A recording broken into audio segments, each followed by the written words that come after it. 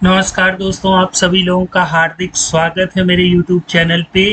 दोस्तों, ये college management with एसक्यूएलाइट 3 Python का पार्ट सेकंड है। हम लोगों ने प्रीवियस ट्यूटोरियल में जो डेमो देखा था कि जब हम लोग क्रिएट क्लास कर रहे थे तो एक लेबल और एक एंट्री बॉक्स और एक बटन बन के आ गई थी। हम लोग एंट्री बॉक्स में क्लास को सेव कर रहे थे और जब सेव बटन पर क्लिक कर रहे थे तो वो डेटाबेस में जा कर के सेव हो रही थी। अगर हम लोग डुप्लीकेट सेव कर रहे थे तो हमें डुप्लीकेट का मैसेज शो हो रहा था। साथ ही साथ हम लोगों ने डेटाबेस को शो कराना भी देखा था और इसके साथ साथ हम लोगों ने डेटाबेस को अपडेट करना, डिलीट करना, उसका प्रिंट प्रीव्यू देखना और साथ ही साथ उस डेटा को एक्सेल में एक्सपोर्ट करना, ये सारी चीज़ें देखी थी। और एक्सेल की टेम्पलेट बनाना और एक्सेल से उस डेटा को अपने डेटाबेस में इंपोर्ट कराना। तो ये जितने फंक्शन थे दोस्तों, ये सारे फंक्शन हम लोग डीपली से एनालिसिस और स्टडी करेंगे। बाकी अगर आपको कहीं कोई प्रॉब्लम होती है तो आप मुझे कमेंट कर सकते हैं।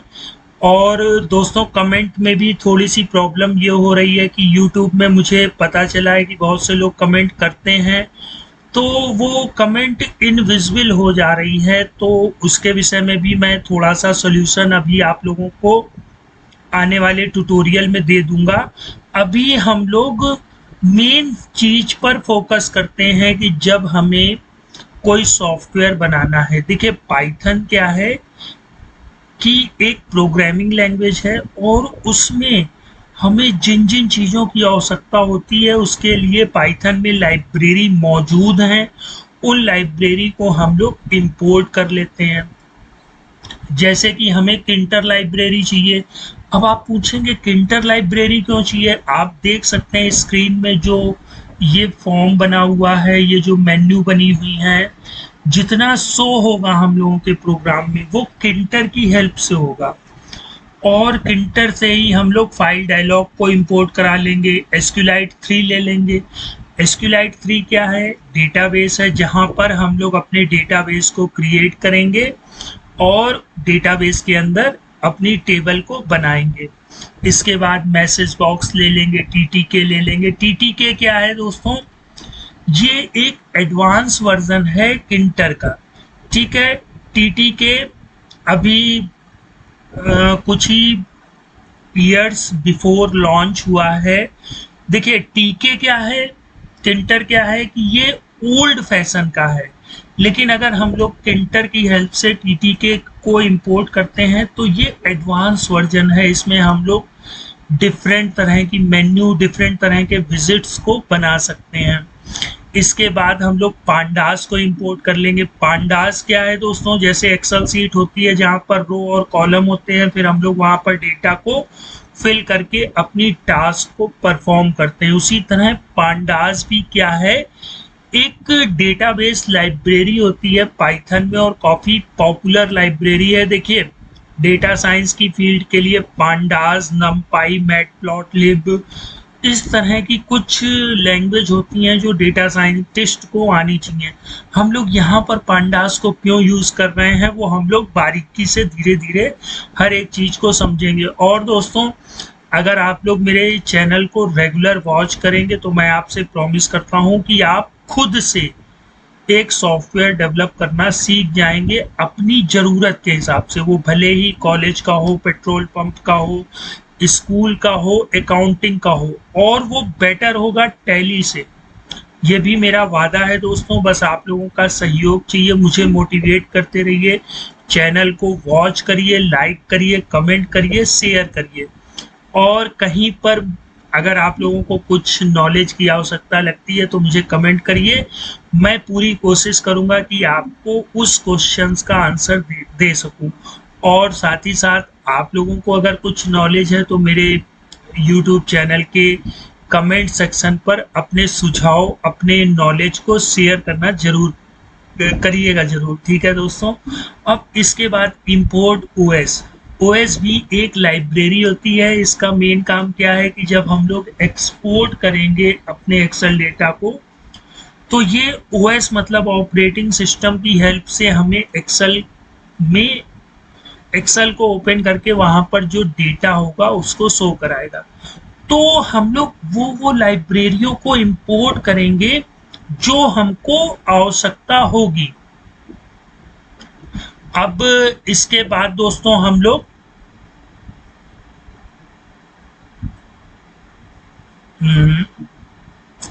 क्लास को डिफाइन कर लेंगे, ठीक है।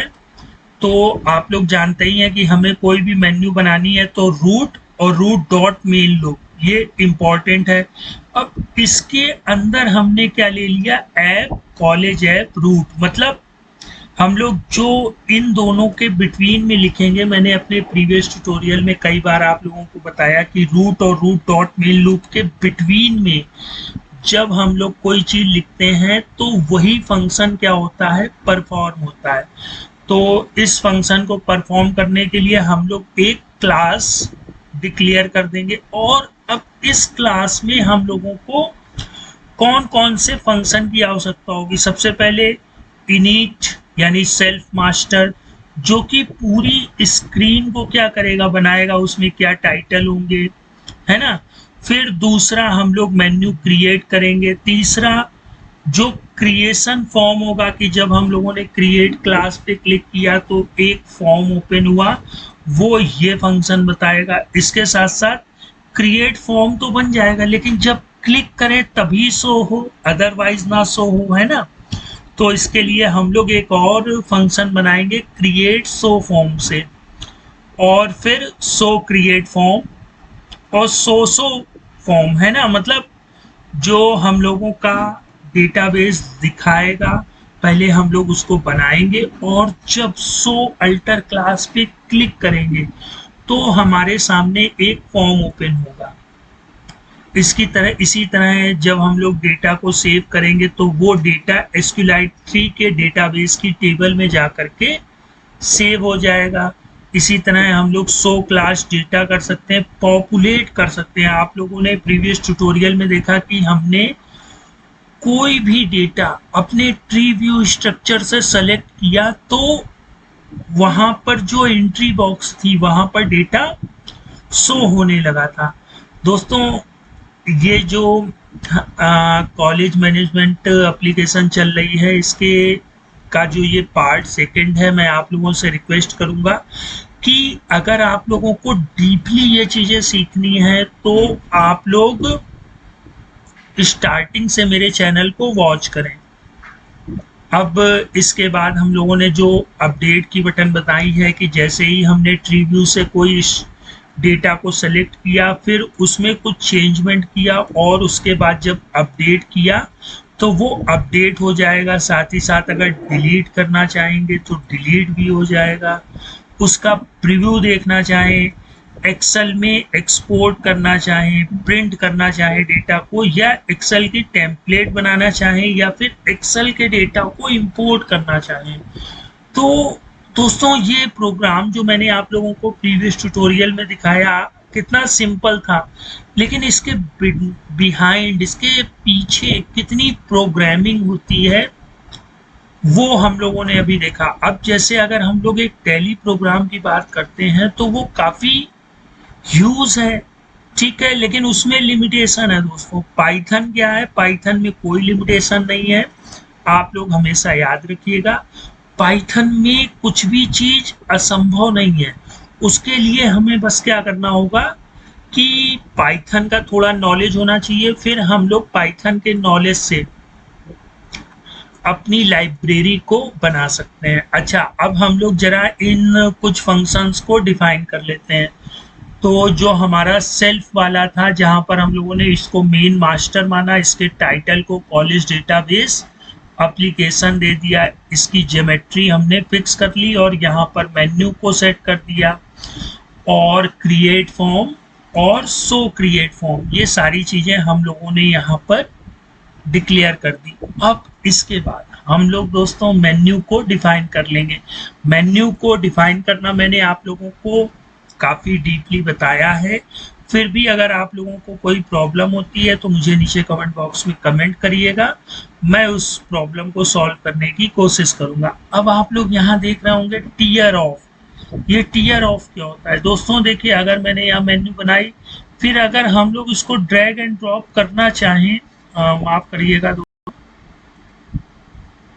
अगर हम लोग इसको ड्रैग एंड ड्रॉप करना चाहें तो ये ड्रैग और ड्रॉप हो जाएगी। लेकिन अगर मैंने टीयर ऑफ 0 कर दिया तो ये मेन्यू क्या होगी, वहां पर फिक्स हो जाएगी। ठीक है दोस्तों, तो आज के टॉपिक को हम लोग यहीं फिनिश करते हैं और नेक्स्ट टाइम मिलते हैं एक बेहतरीन टॉपिक के साथ। तब तक दोस्तों आप लोग चैनल को वॉच करते रहिए, और अगर आपको कहीं पर भी कोई प्रॉब्लम हो रही है for the Python language and for the SQLite 3, या अगर आप लोग कुछ बेटर प्रोग्राम बनाना चाहते हैं, तो मुझसे जुड़े रहिए, मुझको भी गाइडलाइंस करिए ताकि मुझे लगे कि इसमें अब क्या अमेंडमेंट करना है।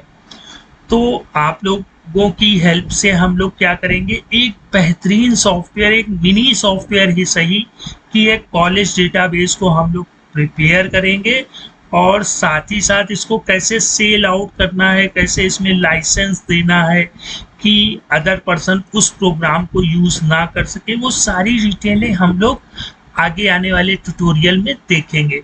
तो दोस्तों अब मैं आप लोगों से विदा लेता हूं और नेक्स्ट टाइम मिलते हैं। तब तक आप लोग अपना ख्याल रखिएगा। गुड बाय दोस्तों।